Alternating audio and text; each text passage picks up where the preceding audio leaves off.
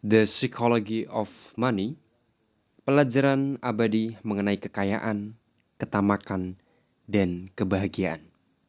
Karya buku Morgan Housel. Bab 5, menjadi kaya versus tetap kaya. Investasi bagus bukan hanya membuat keputusan bagus, melainkan secara konsisten tidak membuat kesalahan besar. Ada sejuta cara menjadi kaya, dan banyak buku mengenai cara melakukannya. Namun, hanya ada satu cara agar tetap kaya. Suatu kombinasi sikap hemat dan paranoia. Itu topik yang kita kurang sering bahas. Mari mulai dengan cerita singkat mengenai dua investor yang tak saling kenal. Tapi nasib keduanya bertemu secara unik hampir seabad lalu. Jesse Livermore ialah trader bursa saham terbesar pada masanya. Dia lahir pada 1877 dan menjadi trader profesional sebelum sebagian besar orang tahu itu bisa dilakukan. Pada umur 30, dia sudah punya harta setara 100 juta dolar disesuaikan dengan inflasi. Pada 1929, Jesse Livermore sudah jadi salah satu investor paling terkenal di dunia. Kejatuhan bursa saham tahun itu yang memicu depresi besar, mengabadikan namanya dalam sejarah. Lebih daripada sepertiga nilai bursa saham hilang dalam satu minggu pada Oktober 1929, yang hari-harinya dikenang sebagai Black Monday, Black Tuesday, dan Black Thursday. Istri Livermore, Dorothy, mengkhawatirkan yang terburuk ketika suaminya pulang pada 29 Oktober. Berita mengenai spekulator Wall Street yang bunuh diri menyebar di New York. Dorothy dan anak-anaknya menyebut Jesse di pintu sambil menangis. Sementara ibunya, Dorothy, sangat galau, sampai-sampai bersembunyi di kamar lain dan berteriak-teriak. Menurut penulis biografinya, Tom Ribiton, Jesse berdiri di depan pintu, bingung selama beberapa saat sebelum menyadari apa yang terjadi. Kemudian dia memberitahu keluarganya. Dengan campuran kejeniusan dan keberuntungan, dia mengambil posisi short melawan pasar, bertaruh bahwa saham akan turun. Maksudnya, kita tidak hancur? Tanya Dorothy. Tidak sayang, saya baru saja mendapat hari trading terbaik. Kita sangat kaya dan bisa berbuat apa saja, kata Jesse. Dorothy berlari mendatangi ibunya dan menyuruh ibunya tenang. Dalam satu hari, Jesse Livermore mendapat untung setara 3 miliar dolar lebih. Dalam salah satu bulan terburuk sepanjang sejarah bursa saham, dia menjadi salah satu orang paling kaya di dunia. Selagi Livermore dan keluarga merayakan keberhasilan tak terbayangkan, seorang laki-laki lain berkeliaran di jalan-jalan New York dalam keputusasaan. Abraham Germansky, seorang multijutawan, pengembangan properti yang mendapat untung besar selama 1920-an selagi ekonomi tumbuh pesat. Dia melakukan apa yang dilakukan hampir semua orang sukses di New York pada akhir 1920-an. Bertaruh di kenaikan bursa saham. Pada 26 Oktober 1929, The New York Times menerbitkan artikel dengan akhir tragis dalam 2 paragraf. Bernard H. Sandler, pengacara di 225 Broadway, kemarin pagi diminta Mr. Abraham Germansky dari Mount Vernon untuk membantu mencari suaminya yang hilang sejak Kamis pagi. Germansky berumur 50 tahun, seorang pengusaha properti East Side.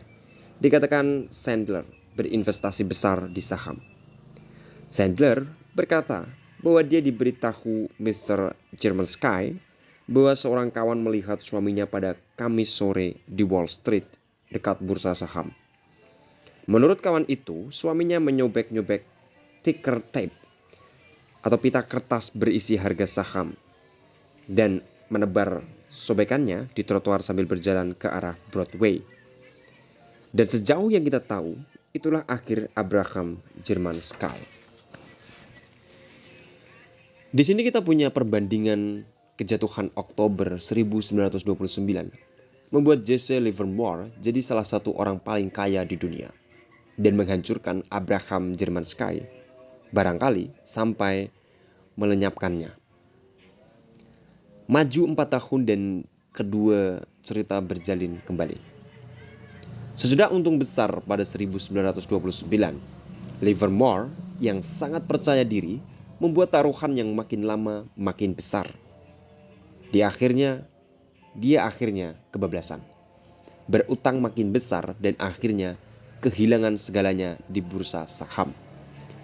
Dalam keadaan bangkrut dan malu, dia menghilang selama 2 hari pada 1933. Istrinya mencari dia, Jesse L. Livermore, pialang saham, beralamat di 1100 Park Avenue, hilang dan tidak diketahui keberadaannya sejak pukul 3 kemarin. Tulis The New York Times pada 1933. Dia kembali, tapi jalannya sudah dipastikan Livermore akhirnya bunuh diri. Waktunya berbeda, tapi German Sky dan Livermore punya ciri yang sama. Keduanya sama-sama sangat hebat dalam menjadi kaya dan sama payahnya dalam tetap kaya. Kalaupun kaya, bukan kata yang Anda gunakan untuk diri Anda sendiri.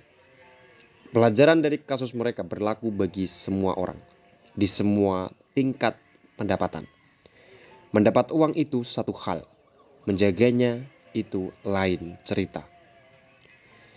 Jika saya harus merangkum keberhasilan keuangan dalam satu kata itu kiranya bertahan.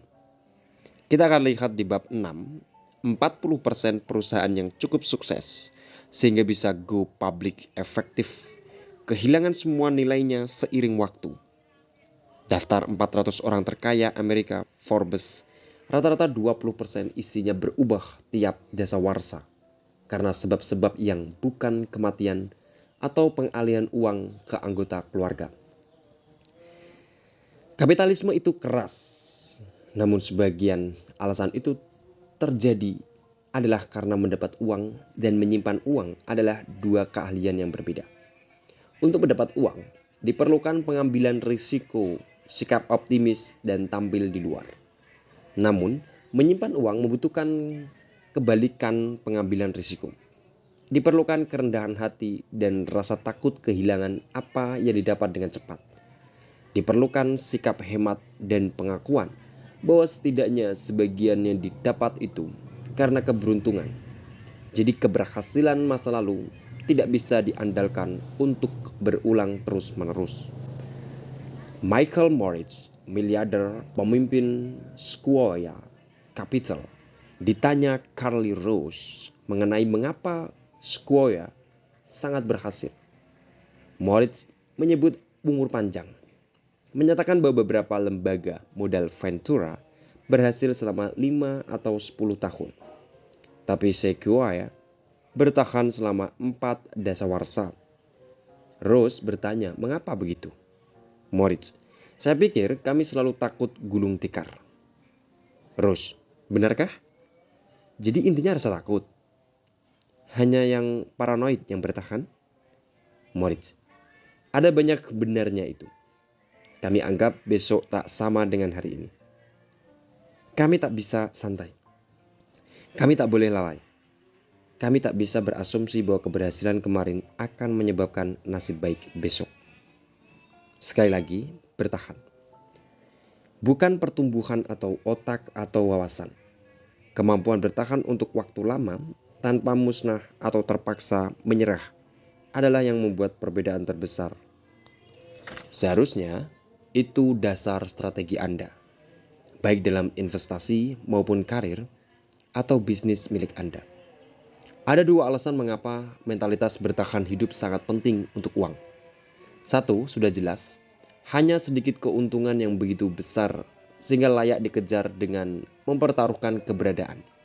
Yang satunya lagi, seperti kita lihat di bab 4, adalah matematika penumpukan yang kontraintuitif. Penumpukan hanya bekerja jika Anda bisa memberi waktu tumbuh bertahun-tahun bagi aset. Mirip menanam pohon, pertumbuhan setahun tidak akan menunjukkan banyak kemajuan. 10 tahun bisa menghasilkan perbedaan berarti, dan 50 tahun bisa menciptakan sesuatu yang benar-benar luar biasa. Namun mendapat dan menjaga pertumbuhan luar biasa itu memerlukan keselamatan dari segala naik turun yang tak bisa diprediksi dan pasti dialami semua orang seiring waktu. Kita bisa menghabiskan bertahun-tahun mencoba mencari tahu bagaimana Buffett mencapai hasil investasinya. Bagaimana dia menemukan perusahaan-perusahaan terbagus, saham termurah, manajer terbaik. Itu sukar. Yang tak begitu sukar tapi sama pentingnya adalah menunjukkan apa yang tak dia lakukan. Dia tak berutang berlebihan. Dia tak panik dan menjual selama 14 resesi yang dia lalui sepanjang hidup. Dia tak merusak reputasi bisnisnya. Dia tak mengikatkan diri ke satu strategi, satu pandangan dunia, atau satu tren yang sedang berlangsung. Dia tak mengandalkan uang orang lain. Mengelola investasi melalui perusahaan publik berarti investor tak dapat menarik modalnya. Dia tak menghabiskan semua energinya sehingga harus berhenti atau pensiun. Dia bertahan. Kemampuan bertahan memberinya umur panjang. Dan umur panjang konsisten berinvestasi dari umur 10 sampai setidaknya umur 89 adalah yang menyebabkan penumpukan menghasilkan keajaiban. Satu hal itu saja yang paling penting ketika menjabarkan keberhasilannya. Untuk menunjukkan apa yang saya maksud, Anda harus mendengar cerita Rich Guerin. Anda mungkin sudah pernah dengar mengenai duo investor Warren Buffett dan Charlie Munger. Namun 40 tahun lalu, ada anggota ketiga di kelompok itu, Rich Guerin. Warren, Charlie, dan Rich berinvestasi bersama dan berwawancara manajer-manajer bisnis bersama. Kemudian Rich menghilang. Setidaknya, kalau dibandingkan dengan keberhasilan Buffett dan Munger, investor Monhis Pabrai pernah bertanya kepada Buffett mengenai apa yang terjadi kepada Rich. Kenang Monhis, Warren berkata, Carly dan saya selalu tahu bahwa kami bakal jadi luar biasa kaya. Kami tak terburu-buru ingin kaya. Kami tahu itu akan terjadi. Rich sama pintar dengan kami. Tapi dia buru-buru. Yang terjadi adalah bahwa ketika terjadi penurunan pada 1973 sampai 1974, Rich dibebani utang margin dan bursa saham turun hampir 70% dalam 2 tahun itu. Jadi dia kehabisan uang. Dia menjual saham Berkshire-nya ke Warren. Benar-benar hilang. Saya beli saham Berkshire Rich dengan harga di bawah $40 per saham. Rich terpaksa menjual karena dia banyak utang. Carly Warren dan Rich sama jagonya dalam menjadi kaya. Namun Warren dan Carly punya keahlian tambahan, yaitu tetap kaya. Dalam jangka panjang, itu keahlian yang paling penting. Nassim Taleb menyatakannya begini, punya keunggulan dan bertahan itu dua hal yang berbeda. Yang pertama, membutuhkan yang kedua. Anda perlu menghindari kehancuran dengan segala cara. Penerapan pola pikir bertahan di dunia nyata, intinya adalah apresiasi 3 hal. 1. Lebih daripada hasil besar, saya ingin kuat secara finansial. Dan jika saya kuat, saya bisa berpikir mendapat hasil terbesar. Karena saya akan bisa bertahan cukup lama, sehingga penumpukan menghasilkan keajaiban. Tak ada yang ingin memegang uang kas selama pasar bullish. Semua ingin memiliki aset yang naik tinggi. Anda akan tampak dan terasa konservatif jika memegang uang kas selama pasar bullish. Karena Anda jadi sangat menyadari berapa banyak hasil yang lepas karena tidak memiliki aset yang baik. Misalnya, uang kas mendapat keuntungan 1% dan saham 10% per tahun. Kesenjangan 9% itu akan mengganggu Anda setiap hari. Namun, jika uang kas itu mencegah Anda harus menjual saham selama pasar bearish, hasil sebenarnya yang Anda dapat dari uang itu bukan 1% per tahun, bisa beberapa kalinya. Karena mencegah satu penjualan saham pada waktu yang kurang tepat. Karena putus asa bisa lebih besar pengaruhnya kepada hasil sepanjang hidup dibanding memilih halusinan pemenang besar. Penumpukan tidak mengandalkan perolehan hasil besar. Hasil yang bagus tapi terus-menerus untuk waktu lama, terutama selama masa kekacauan dan gejolak, akan selalu menang. 2. Berencana itu penting. Tapi bagian terpenting tiap rencana adalah merencanakan rencana yang tak berjalan sesuai rencana. Apa itu pepatahnya? Manusia berencana, Tuhan tertawa. Perencanaan keuangan dan investasi itu penting karena memberitahu kita apakah tindakan kita sekarang masuk akal atau tidak. Namun hanya sedikit rencana jenis apapun yang selama sesudah bertemu dunia nyata untuk pertama kali.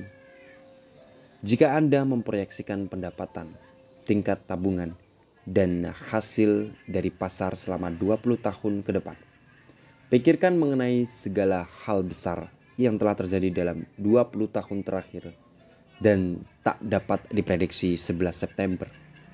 Lonjakan dan krisis perumahan yang menyebabkan hampir 10 juta orang Amerika kehilangan rumah. Krisis keuangan yang menyebabkan hampir 9 juta orang kehilangan pekerjaan. Kenaikan bursa saham yang memecahkan rekor sesudahnya. Serta coronavirus yang mengguncang dunia ketika saya menulis ini. Rencana hanya berguna jika bisa bertahan di kenyataan. Dan masa depan yang dipenuhi ketidakpastian adalah kenyataan bagi semua orang. Rencana yang bagus tak menganggap pernyataan berusaha tak benar. Rencana itu menerimanya dan menyediakan ruang untuk kesalahan.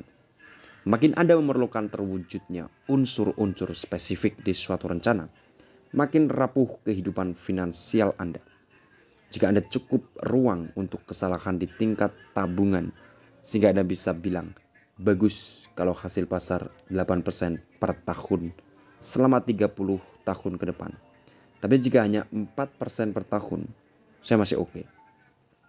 Makin berhargalah rencana Anda jadinya. Banyak pertaruhan yang gagal bukan karena keliru, melainkan karena tepat di situasi yang memerlukan hal-hal yang harus tepat ruang kesalahan. Sering disebut margin keamanan. Adalah salah satu kekuatan paling kurang diapresiasi di keuangan. Ada banyak bentuknya. Anggaran yang hemat, pemikiran luas, dan jadwal longgar. Apapun yang membuat Anda bisa hidup senang dengan berbagai hasil. Itu beda dengan konservatif. Konservatif adalah menghindari tingkat risiko tertentu. Margin keamanan adalah menaikkan peluang keberhasilan di tingkat risiko tertentu dengan menaikkan peluang bertahan. Keajaibannya adalah bahwa makin tinggi margin keamanan Anda, makin kecil keunggulan yang Anda perlukan untuk mendapat hasil yang diinginkan. 3. Kepribadian seperti barbel. Optimis mengenai masa depan, tapi paranoid terhadap apa yang akan menghalangi Anda mendapatkan masa depan itu vital. Optimisme biasanya didefinisikan sebagai kepercayaan bahwa keadaan akan berjalan baik. Namun itu tak lengkap. Optimisme wajar adalah kepercayaan bahwa peluang Anda besar. Dan seiring waktu, hasil umumnya akan bagus kalaupun di tengah-tengahnya ada penderitaan.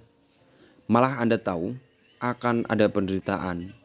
Anda bisa optimis menganggap jalur pertumbuhan jangka panjang itu ke atas dan depan.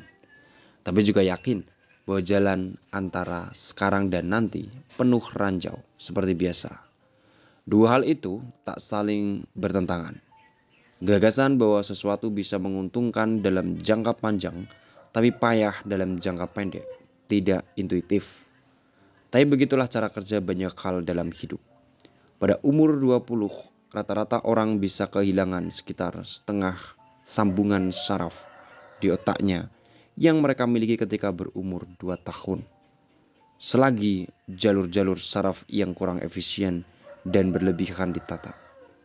Namun, rata-rata orang berumur 20 jauh lebih cerdas daripada rata-rata orang berumur 2. Kehancuran demi kemajuan bukan hanya mungkin, melainkan cara efisien untuk menyingkirkan yang berlebih.